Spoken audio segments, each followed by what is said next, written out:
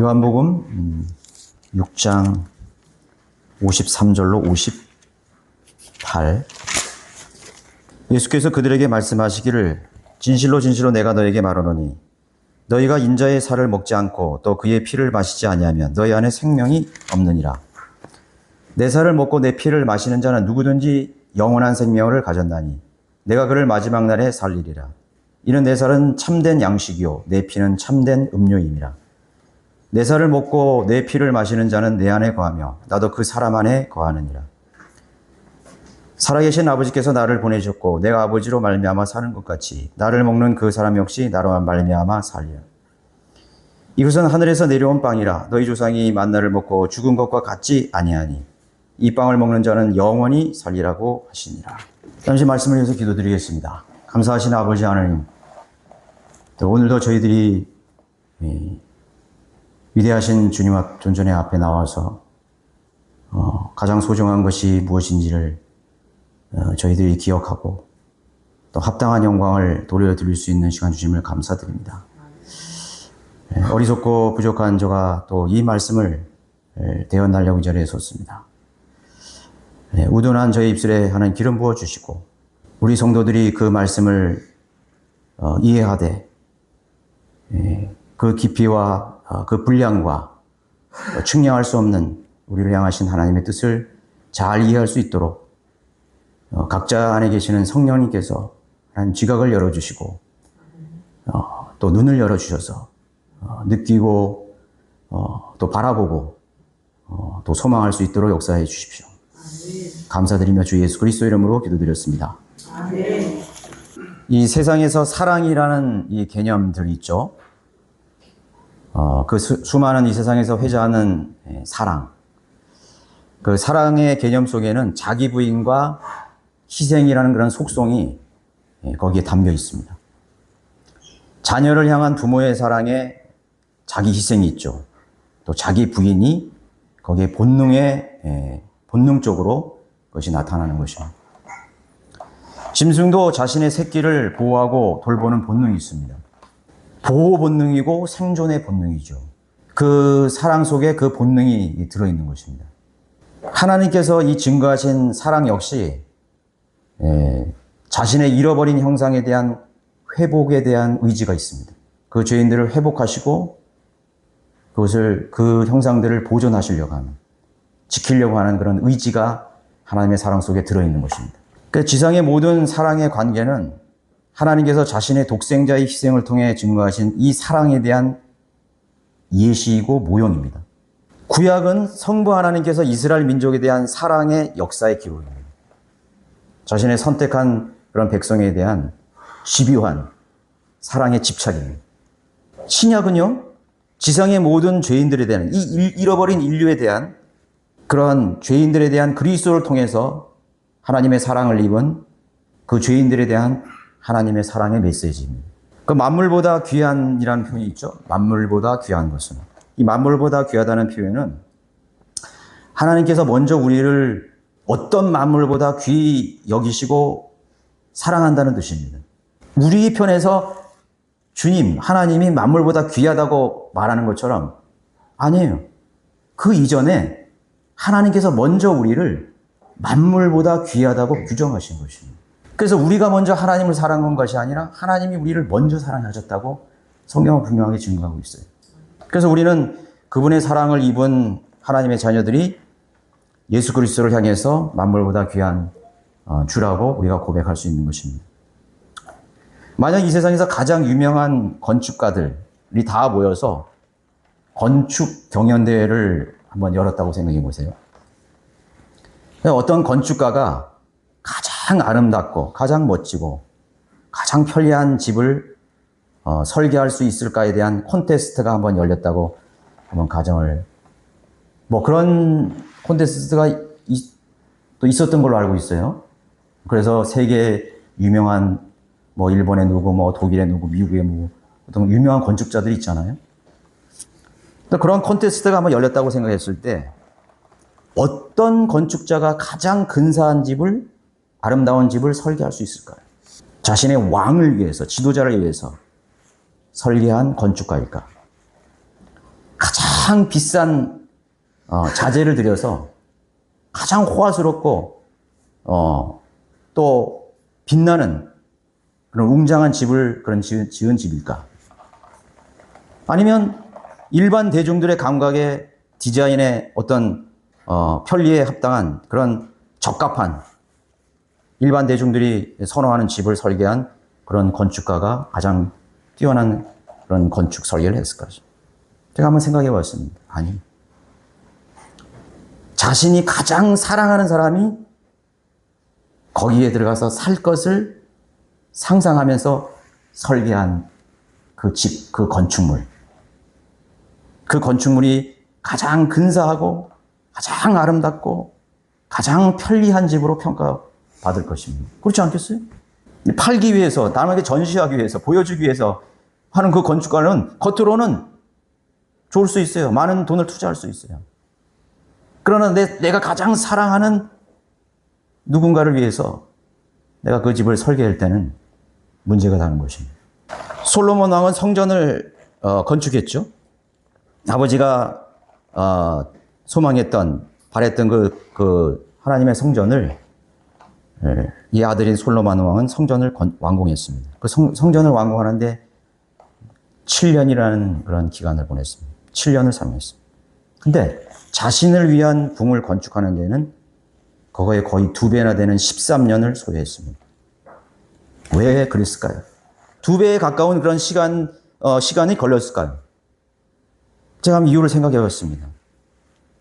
이유는 자신의 아내로 삼은 파라오의 딸을 위해서 그 건축물을 위해 심혈을 기울였던 것입니다.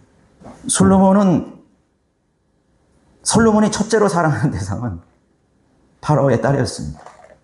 그래서 13년이라는 성전보다 더 많은 땀과 노력을 기울여서 성전을 지은 것입니다.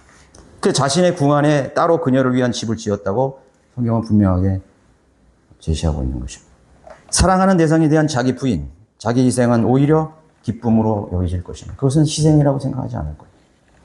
그것은 본능입니다. 여러분, 성전의 주제가 뭡니까? 성경 공부하신 분들은 알죠? 왕국입니다. 그래서 저는 왜 성경의 주제가 왕국일까? 한번 생각을 해봤습니다. 잃어버린 하나님의 그런 왕국을 되찾고자 하는 하나님의 그런 위치들, 그런 계획들, 그런 계시들이 있습니다. 그 왕국은 반드시 예수님의 재림을 통해서 성취됩니다. 왜 이 지상의 왕국을 건설하려고 하시는가? 천년 왕국을 원하시는가? 주님께서 다시 재림하셔서 통치하실 지상의 왕국이 성경, 특히 구약의 선지서들의 대단히 많은 분량으로 예언이 되어 있습니다. 기록이 되어 있습니다. 천년 왕국은 에덴 동산의 부활이라고 할 만큼 번영하고 순수하고 아름다운 의로만 통치되는 그런 왕국이 될 것입니다. 제가 성경의 주제를 다시 정한다면은,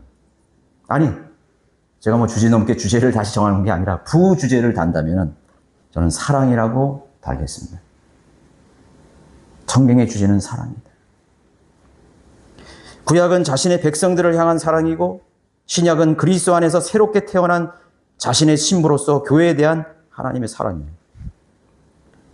그래서 저는 성경의 부주제를 사랑이라고 달고 싶습니다. 적그리스도의 통치 기간인 우리 대환란이 있죠. 무섭고 두렵고 혼란스러운, 절대로 거기에 들어가서는 안 되는 대환란의 기간을 인류는 맞이하게 될 것입니다. 그 대환란을 하나님께서 왜 거기에 두셨을까요?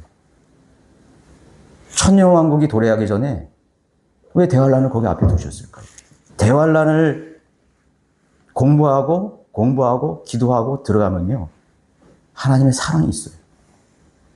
무엇에 대한 사랑인지 아십니까? 천년왕국에서 살 자신의 선택한 유대인의 백성을 위한 하나님의 보응의 기간입니다.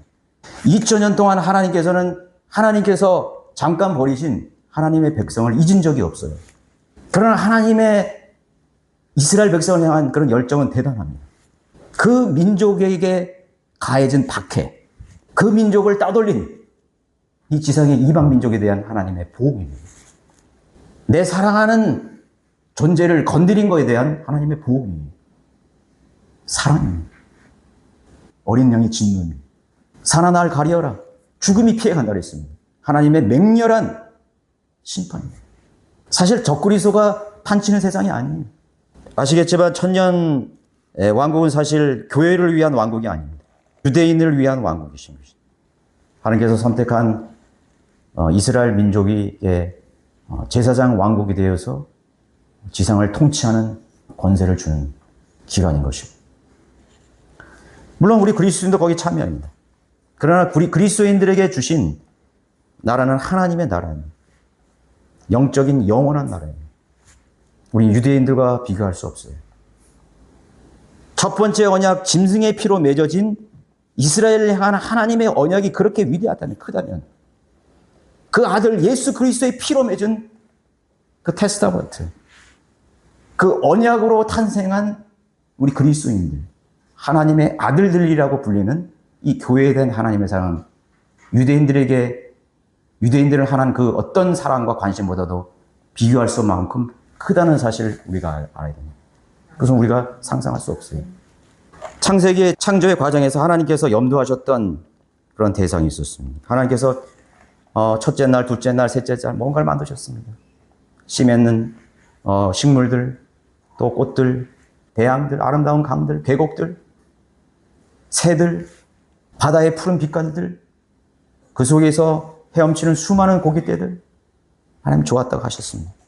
왜 좋으셨을까요? 왜 물고기를 보시고 좋았을까요? 왜 하늘의 새들을 보고 짐승이 뛰노는 그런 아름다운 들판의 평화로운 모습을, 거기에서 살 아담을 염두했던 것입니다. 그래서 좋았다고 했습니다. 거기서 기뻐하고 뛰어놀 아담과 이브의 행복한 모습을 보면서 기뻐하신 것입니다. 얼마나 기뻐하셨어요. 그래서 하나님 좋았더라. 그 자체가 좋은 것이 아닙니다. 거기에서 그 에덴에서 거할, 나와 교제할, 나와 사랑을 나눌 그런 사랑의 대상에 대한 상상 속에서, 그런 예견 속에서 너무나 좋아하시고 기뻐하셨던 것입니다. 우주를 창조하셨습니다. 하나님께서. 여러분, 우주의 창조의 목적은 무엇입니까? 장차 그것에 거하게 될 민족들과 하나님의 자녀들이 누리게 될, 다스리게 될 영원한 그런 세계를 바라보시면서 하나님 좋아하시는 것입니다. 우리를 위해서 우주를 지으신 것입니다. 여러분, 사랑의 최고의 정점은 무엇이라고 생각하십니까? 사랑하고 사랑하고 사랑하고. 왜 사랑할까요? 사랑의 마지막 종착지는 뭘까요? 그것은 하나가 되는 것입니다.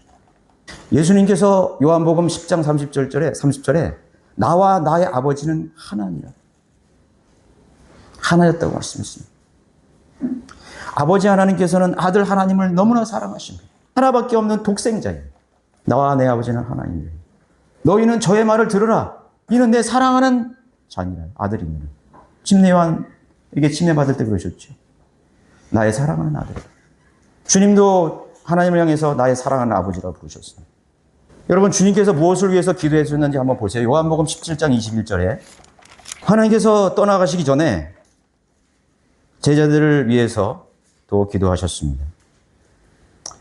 21절, 이는 그들 모두가 하나가 되게 함이오니 아버지여, 아버지께서 내 안에 계시고 내가 아버지 안에 있는 것 같이 그들도 우리 안에서 하나가 되게 하여서 세상으로 하여금 아버지께서 나를 보내신 것을 믿게 하여 주옵소서. 내가 그들 안에, 또 아버지께서 내 안에 계심은 그들을 하나로 온전하게 하셔서 아버지께서 나를 보내신 것과 나를 사랑하신 것처럼 그들을 사랑하는 것을 세상으로 알게 하려 함이니이다. 예수님이 이 땅을 떠나기 전에 했던 간절한 기도입니다. 하나가 되게 하옵소서. 하나님의 사랑을 모르는 이런 죄인들, 우리 세상에 죄인들이 있죠. 그 죄인들의 그런 시와 노래 속에서도 참 저는 그는 이상하고 놀랍습니다. 하나 되기를 원하는 사랑의 시와 노래를 썼어요.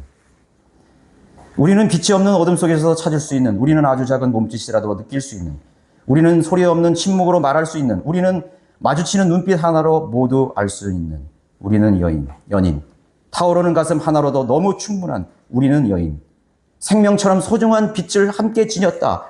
바로 이 순간 우리는 하나다. 이렇게 놀랍지 않습니까? 하나가 되는 거예요. 인간의 본성 속에 넣어준 이 사랑이라는 정서는 바로 하나가 되기를 원하는 것입니다. 우주 안의 모든 만물 위에 내려진 어떠한 뜻과 계시보다도 자신의 선택한 민족에 대한 사랑의 배경에는 영원히 하나가 되기를 원하시는 분의 뜻이 담겨 있는 것입니다. 이스라엘 백성을 향한 그 하나님의 사랑, 성부 하나님의 사랑에는 영원히 함께하기를 염원하는 뜻이 담겨 있는 것입니다. 오늘 본문에서 주님께서 하신 말씀은 인간의 차원에서 결코 이해할 수 없는 깊은 사랑이 담겨 있습니다. 인간의 상상을 넘어서는 개념이기 때문에 선뜻 다가오지가 않습니다. 그렇게 수없이 많이 읽었는데 다가오질 않았어요. 실감이 나지 않았어요.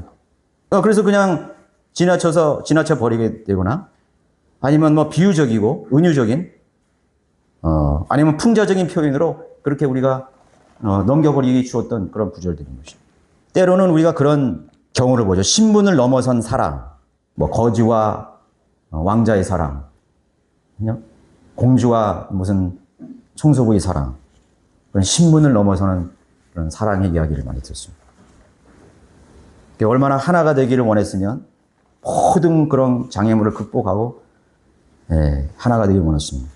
그 로미아 우리 줄리엣 그 원수의 가문 아닙니까? 서로 찔러 죽이고 피를 흘리는 그런 가문의 두 연인이 사랑하는 그런 이야기 하지 않습니까?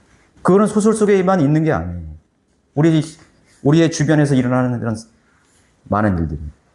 또 국경을 초월한 사랑이에요. 인종을 초월하고 국경을 초월한 그런 사랑. 우리가 지금도 그런 걸 보고 있습니다. 애틋해요. 그 사랑은 너무나 애틋합니다. 처절하고 애틋합니다. 그보다 더 처절한 사랑 이야기가 있어요. 너희가 인자의 살을 먹지 않고 또 그의 피를 마시지 아니하면 너희 안에 생명이 없느니라. 이 개념은 정말 설명을 하면 오히려 그 본질이 떨어질 수밖에 없는. 그래서 제가 이 설교를 할까 말까 너무나 망설여지는 거예요. 내가 이 설교를 하면 이 본질이 딱 떨어질 텐데 이게 어떻게 설명할 수 있을까? 본질의 의미가 사라질 수밖에 없어요. 그런 여러분들이 느끼는 것은 여러분들의 몫이에요. 그래서 저는 하나님 앞에 성령님께서 여러분들의 지각을 열어주시고 명철과 지혜를 주셔서 하나님께서 여러분들을 사랑하시는 그 깊이와 그 풍성하고 여러분들을 사랑하되 얼마만큼 여러분들을 사랑하시고 계시는지를 여러분 스스로 그것을 발견해야 됩니다. 찾아야 됩니다. 그것밖에 없어요. 하나님께서 자신의 아들을 이 작고 작은 땅에 인간의 형상으로 취하셔서 보내셨다는 것. 그 사실조차도 우리가 설명하기가 힘들어요. 예수님께서 십자가에 달리신 그 자리는 흉악한 살인자 강도였던 바나바가 달려야 될 십자가였어요. 그런데 갑자기 바나바는 석방되고 하나님의 아들이신 예수님께서 바나바가 달려야 될 그 험한 십자가에 흉악범이 있어야 될 그 자리에 예수님이 돌아가셨어요. 그 바나바는 나였어요. 그렇죠? 나의 죄를 위해 죽으셨잖아요. 여러분 이해할 수 있습니까? 가장 흉악한 범죄자가 가장 고귀하고 인간을 창조하신 그런 성육신 하나님께서 그 자리에 대신해서 죽임을 당하셨다는 그 사실로 받아들이기가 좀 힘들어요. 더 나아가서 이제 그분께서 그 십자가에서 모든 피와 땀과 물을 다 쏟으셨습니다. 쏟으신 그 피와 살을 그분의 사랑을 입은 그런 자녀들에게 먹고 마시게 하신다는 이 말씀은 더더욱 믿기 힘들고 이해가 안 되는 일이 아닐 수가 없습니다. 이제 자신이 흘리는 그 피와 자신이 찢긴 그 살을 영원히 썩지 않는 그 살, 영존하시고 영생하시는 자신의 피와 그 살을 마시라고 우리에게 주는 것입니다. 그 피는 인간의 피가 아니었어요. 그 피는 하나님의 피였습니다. 그 피를 우리 안에 넣어주시겠다는 거예요. 수혈하시겠다는 거예요. 그분의 살을 영원히 썩지 아니하는 그 영광스러운 몸을 우리 안에 넣어주시겠다는 것입니다. 이 도대체 이해할 수 없는 하나님 우리를 향한 그 사랑은 얼마나 큰 사랑입니까? 이해하십니까? 저는 이 말씀을 묵상하다가 얼마나 울었는지 몰라요. 하나님 나를 떠나십시오. 그 사랑을 내가 외면했고 잊어버렸고 얼마나 무가치하게 내가 여기며 살았습니까, 하나님. 죄송합니다, 하나님. 내가 평생 그 사랑 속에 묻혀서 그 사랑에 미친 사람처럼 살아도 모자란데 하나님, 내가 그 사랑을 잊어버리고 살았습니다. 내 마음을 다하고 힘을 다하라고 말씀하신, 그렇게 사랑하라고 하신 하나님의 마음을 내가 조금이라도 이해했습니다. 무슨 말로, 무슨 인간의 언어로 표현할 수 있을까요? 우리의 부패한 몸을 자신의 살로 바꾸시기 위해서 자신의 영원로운 살을 먹으라고 하셨습니다. 받아마시라. 이것은 내 살이니라. 이 빵은 내 살이니라. 이 잔은 나의 흘린 피니라. 아마 제자들도 그 의미를 몰랐을 거예요. 사랑의 본능이라는 것은 자기 희생, 자기 부인입니다. 그 사랑의 그 순수함과 정점을 보여주신, 본질을 보여주신 분은 바로 저 십자가입니다. 그리스도를 우리에게 주신 하나님의 사랑입니다. 그 사랑을 놓치면 안 됩니다. 그 사랑을 영원히 붙잡아야 됩니다. 그 사랑을 찬양하고 노래하고 우리의 찬양과 영광을 받으시기에 합당한 가치가 있습니다. 그리스도인은 새로운 피조물로 변화되었다고 하죠. 영적인 몸의 성장은 바로 주님의 살과 피를 먹고 마심으로 가능할 수 있는 것입니다. 여러분, 하나님의 사랑으로 성장하는 것입니다. 아기가 엄마 아빠의 사랑으로 성장하죠. 짐승들도 자기 새끼를 사랑합니다. 희생으로 사랑합니다. 그 사랑으로 성장하게 되어 있는 거예요. 여러분들이 성장하는 것은 지식이 아닙니다. 성장은 종교의식이 아니에요. 인간적인 열심이 아닙니다. 인간이 내놓을 수 없는 어떤 자랑이 아니에요. 은사가 아니에요. 달란트가 아니에요. 여러분의 능력이 아닙니다.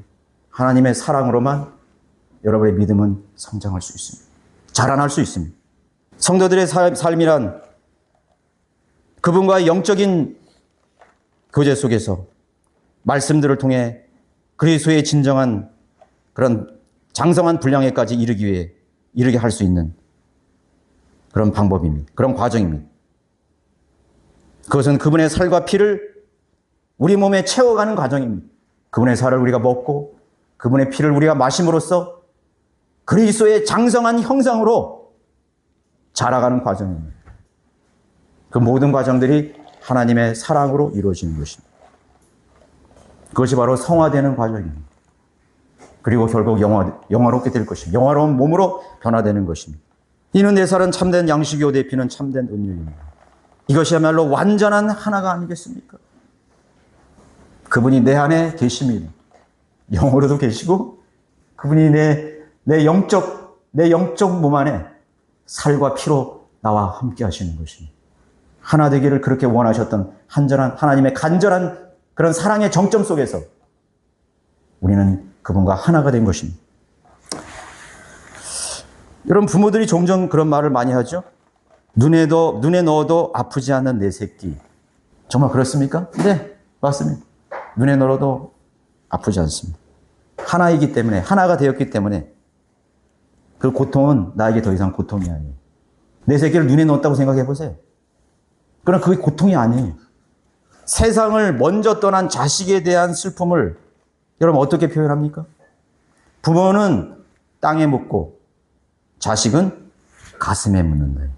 먼저 간 자식에 대해서 말하기를 그 자식은 땅에 묻는 게 아니라 내 가슴에 묻었다. 떨어질 수 없는 관계입니다. 떨어질 수 없는 관계예요. 아버지와 아들, 부모와 자식은 떨어질 수 없는 관계입니다. 떨어진 그 자체가 뭡니까? 고통입니다. 그 사랑의 본능과 정서를 하나님께서 우리 인간에게 다 넣어준 겁니다. 하나님께서 우리를 향한 그 위대하신 사랑을 우리가 접근할 수 있는 방법은 그 방법 외에는 없어요. 그 방법 외에는 없다고요. 어떻게 그 사랑을 이해하고 우리가 그것을 수용할 수 있겠어요? 받아들일 수 있겠어요? 여러분, 하나가 된다는 의미가 무엇입니까? 영원한 동행이며 영원히 함께하는 그런 열망입니다. 하나가 된다는 것입니다. 여러분, 어린 자녀를 처음 떨어뜨렸을 때, 떨어진 시간을 보낼 때 뭔가 힘들다는 느낌이 들죠. 저도 우리 아이들 초등학교 졸업하고 크리스찬 중고등학교 탁 내려놓고 돌아오는데 먹먹하더라고요. 먹먹해요.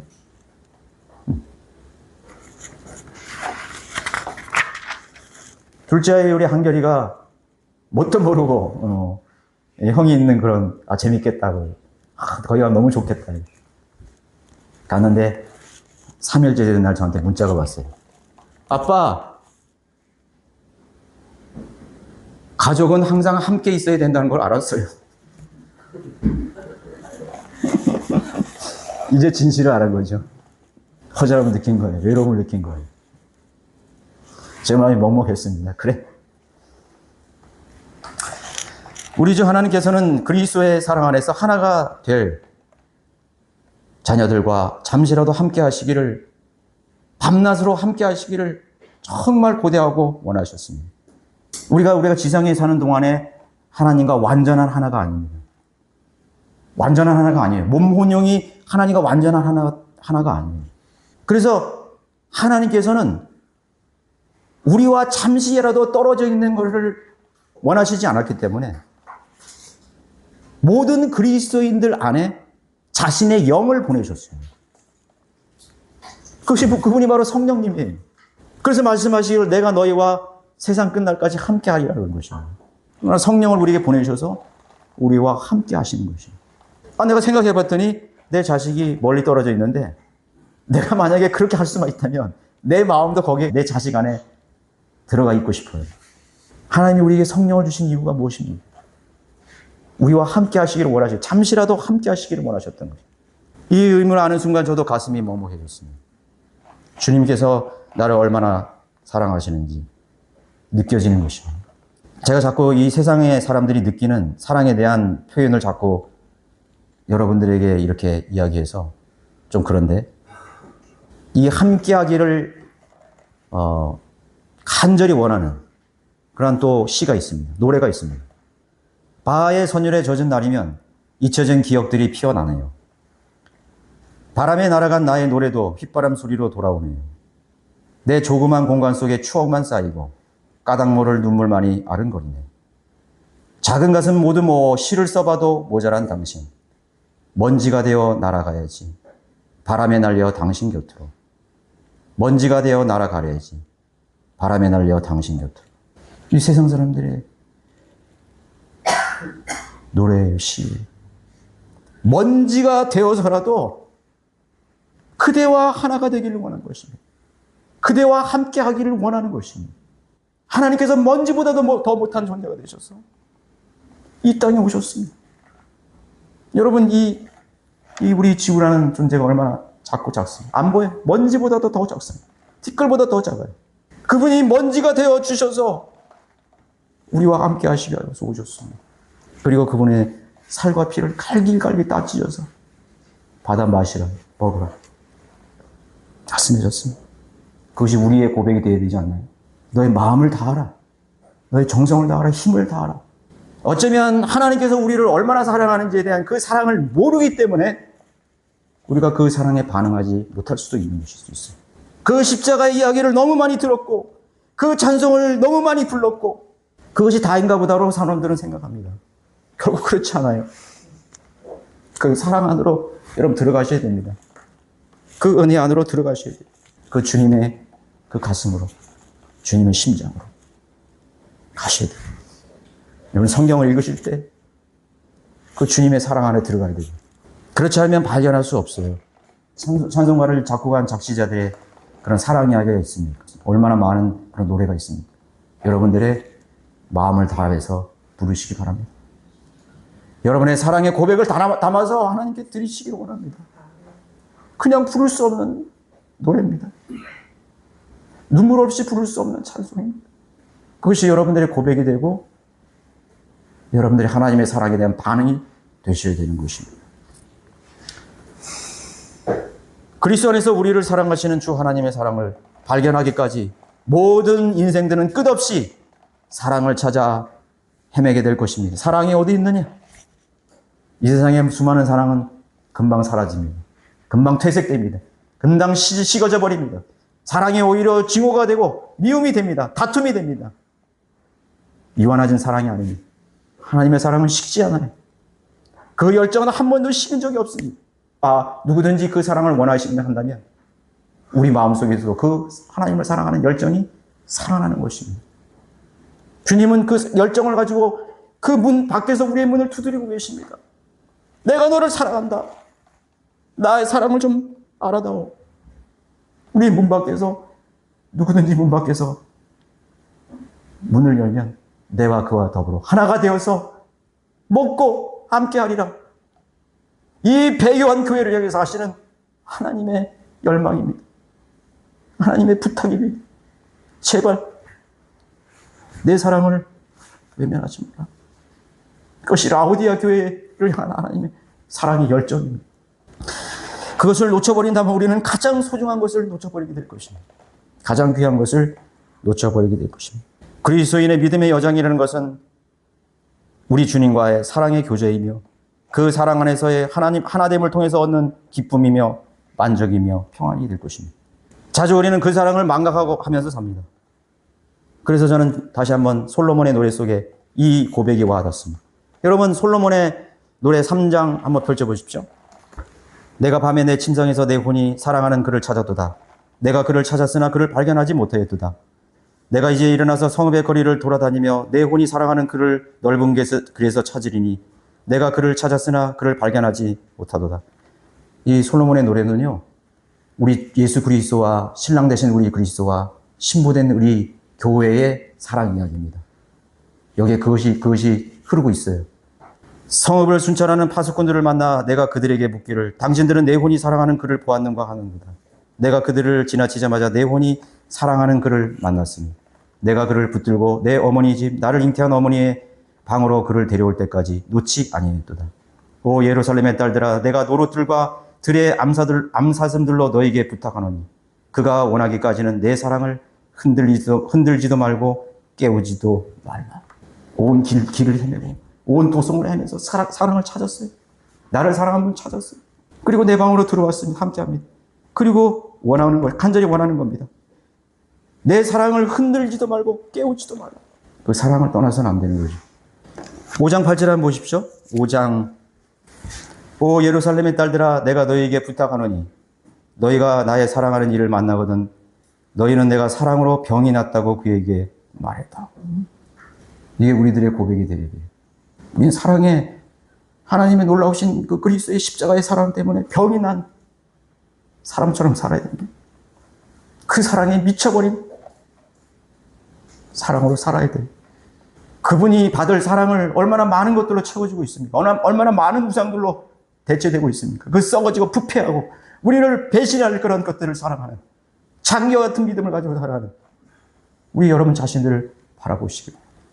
내 사랑하는 이를 만나거든 너희는 내가 사랑으로 병이 났다고 말해다오. 하나님, 저는 주님 사랑 때문에 병이 났습니다. 하나님, 이 사랑에서 저를 깨어나지 않게 해주십시오. 너무 행복합니다. 너무 행복합니다. 하나님. 여러분 그렇게 고백해야 되지 않겠습니까? 이 사랑의 노래가 떠오르게 됩니다. 그래서 하나님께서는 우리 안에서 그리스도의 형상을 보고 계시는 것입니다. 그리스도의 사랑이 우리를 소생시켰습니다. 그의 살과 피가 내 오장육부와 내 혈관과 내 모든 세포 속에 이제 살아있습니다. 우리가 썩어질 음식을 먹지만 만나를 먹어도 죽었지만 이제 주님께서 우리를 먹여주시는 그 하나님의 말씀들, 그 말씀들 속에 그분의 살과 피가 있다고 말씀하시는 것입니다. 빵으로만 살 것이 아니에요. 하나님의 입에서 나는 모든 말씀으로 사는 것이. 말씀이 육신에 되어오신 그 예수 그리스도가 물론 내 안에 살아있습니다. 내 세포 속에 영원히 사는, 영원히 꿈틀거리는 심장과 세포가 내 안에 있습니다. 그 썩지 아니하는 그 거룩하신 피가 내 안에 있습니다. 심판자이고 공의로우신 두려우신 하나님께서 나를 보실 때 죽은 개 같은 나를 보시는 것이 아니라 우리의 형상 속에서 그리스도를 보십니다. 자신의 사랑하는 아들 예수 그리스도를 보십니다. 다윗이 어느 날 시바에게 물었습니다. 다윗 왕이 사울가에 살아있는 후손이 있느냐? 시바는 두려워서 말합니다. 예, 있는데요. 어디에 있느냐? 어디 있습니다. 무비보셋이라는 그 사람이 하나 살고 있습니다. 그런데 그 무비보셋은 불구자입니다. 데려와라. 데려왔습니다. 무비보셋은 다윗 왕을 쳐다보지도 못하고 말합니다. 왕이시여, 이 죽은 개 같은 자를 어찌 돌아보시나이까? 벌벌벌 떨면서 이젠 죽었구나. 사울과의 그런 피비린 나는 그런 싸움이 있었던 그런 집안이었습니다. 나는 이제 죽었구나. 죽은 개 같은 나를 돌아보시니 무슨 말 하니? 내가 너 안에서 내가 사랑했던 요나단의 형상을 보는가? 나의 혼을 함께했던, 나의 생명을 함께했던 내 그 친구 요나단을 네 속에서 보는구나. 너의 모습 속에서 요나단이 있구나. 하나님께서 우리를 보실 때요, 이 죽은 개 같은 반역한 우리 존재들을, 주인들을 보시는데 그렇게 보시는 게 아니에요. 너의 형상 속에서 나의 사랑하는 독생자 그리스도가 있는 거예요. 주님 감사합니다. 그 피와 살을 내게 더 마시게 하시고 내게 해 주십시오. 하나님 그렇게 우리를 보시는 것이, 우리 그리스도를 육신으로 보는 게 아니죠. 살아계신 하나님으로 보는 것이죠. 여러분의 형제 자매들을 보실 때 실수투성이고 부족함투성이고 얼마나 많은 그런 육신적인 냄새가 나는 사람들입니다. 그리스도의 형상을 보십시오. 주님의 형상을 보고 사랑하십시오. 우리 모두는 하나님의 사랑을 입은 그리스도의 형상을 가진 자들입니다. 사랑할 수밖에 없는 존재들이. 주님의 만찬을 통해 그분의 죽으심의 의미를 왜 기억하고 해야 되겠습니까? 쉽게 잊기 때문입니다. 하나님, 오늘도 주님의 죽으심의 의미를 오늘도 내가 더 많이 알게 되기를 원합니다. 그동안 잊었습니다. 다시 찾게 해주십시오. 돌아가게 해주십시오. 나의 잃어버렸던 그 첫사랑으로 다시 돌아가게 해주십시오. 기도하는 시간이 되기를 바랍니다. 죽으심을 기억하라. 뭡니까? 그분의 사랑을 기억하라. 사랑을 기억하되 주님께서 오시는 날까지 잊지 말고 간직하고 되뇌이고 즐거워하고 기뻐하며 그 사랑에 감격하며 이 솔라미 여인이 말한 것처럼 너희는 내가 사랑으로 병이 났다고 그렇게 말해다오. 이 사랑에서 나를 깨우지 말아달라고 그렇게 고백하시는 여러분 모두가 되시기를 바랍니다. 모두 일어나셔서 509장 한 송 부르시겠습니다.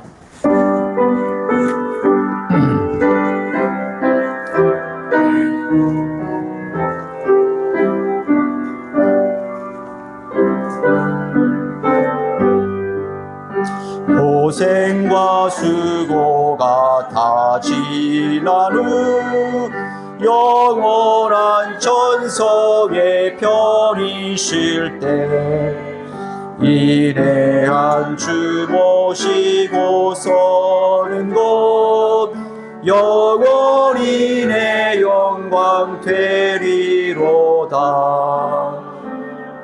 영광일세 영광일세 내가 누릴 영광일세 은혜로 주님을 배엄는 것 참 아름다운 영광이로다. 주님의 한없는 은혜로서 예비한 그 집에 나 이르러 거기서 주님을 배웁는 곳 영원히 내 영광 되리로다.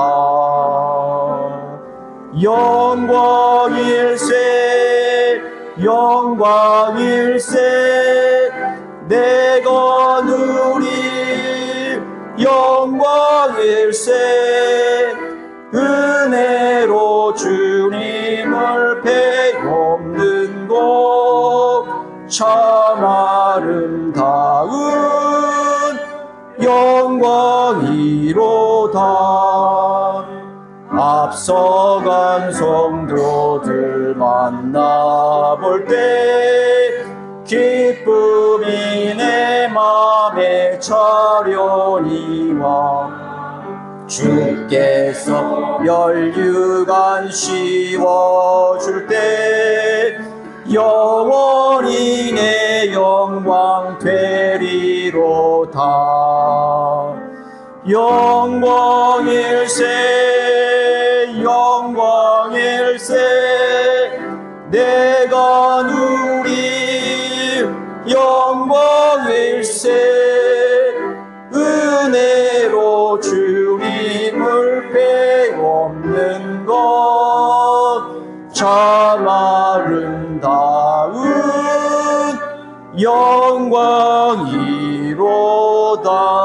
영광이로다. 참으로 고마우신 아버지 하나님, 어리석고 미련하고 아무것도 아닌 벌레도 못한 죄인을 하나님 돌아보셨습니까? 아직도 저희들은 하나님의 사랑을 이해할 수 없습니다. 주님이 왜 우리를 사랑하셨는지, 왜 나에게 찾아와 주셨는지. 아버지 하나님, 오늘도 그 사랑 앞에 우리가 다시 엎드리기를 원합니다. 그 영원한 사랑을 찬양하기 원합니다. 높여드리기 원합니다. 그리고 그 사랑에 반응하기 원합니다. 화답하기를 원합니다. 우리를 향하신 하나님의 놀라우신 그런 자비와 사랑 속에 깨이지 않는 우리 그리스도인의 삶이 될 수 있도록 주님께서 오시는 그날까지 주님의 죽으심을 우리가 날마다 기억하며 승리할 수 있는 우리 성도 될 수 있도록 도와주십시오. 이 세상에 어떤 무기보다도 강한 것은 사랑이라고 했습니다. 사랑은 죽음처럼 강하다고 했습니다. 아니, 죽음보다 더 강한 것이 바로 사랑이라고 증명해 주셨습니다. 아버지 하나님, 우리가 주님을 목숨을 다해 주님을 사랑할 수 있을 만큼 우리가 그 사랑 안에 깨이지 않고 늘 기억하며 살 수 있는 성도들 될 수 있도록 도와주십시오. 더 나아가서는 사랑을 찾아 헤매는 그런 수많은 목마른 혼들이 있습니다. 이 지상에 많은 잃어버린 혼들이 있습니다. 그리스도의 사랑, 그 복음 안에 들어있는 하나님의 위대하신 사랑을 하나님 증거할 수 있도록 하나님 역사해 주십시오.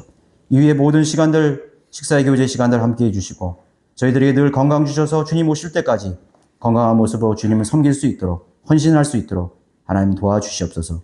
함께하지 못한 우리 지체들도 하나님의 영원하신 사랑 속에 거할 수 있도록 역사해 주십시오. 주 예수 그리스도 이름으로 기도드렸습니다. 아멘. 좋습니다.